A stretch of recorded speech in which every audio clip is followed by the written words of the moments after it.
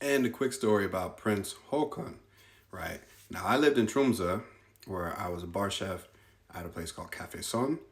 And I heard a story about how the prince had been to Tromsø before, and he went to a restaurant called Blå, right? And there was like a queue, and he waited in the queue, like waited in the queue to get in. And I was like, wait, what?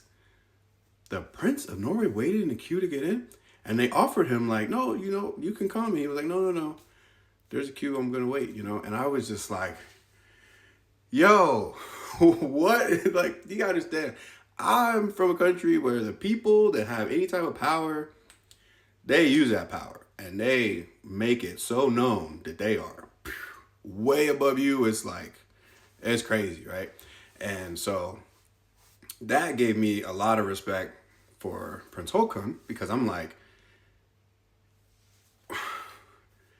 it really seems like the leadership of Norway, I mean, tell me if I'm wrong, but it really made me seem like definitely the Royal Family of Norway seem to genuinely care about the people in the country of Norway.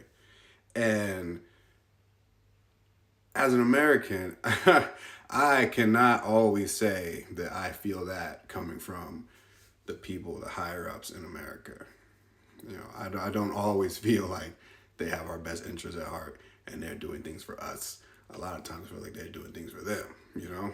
So I just got like, I just couldn't believe it. I still, like, even now I'm just like, man, this is a lot of respect. Just being, hey, I'm one of you. Like, we're all, I can't explain it.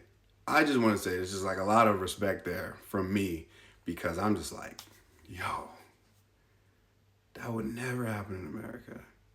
I guess I really don't know what it feels like to have someone that's like, that would be considered that far up to really care about me at all, or the people like me down below, the commoners, the working people. It just like, man.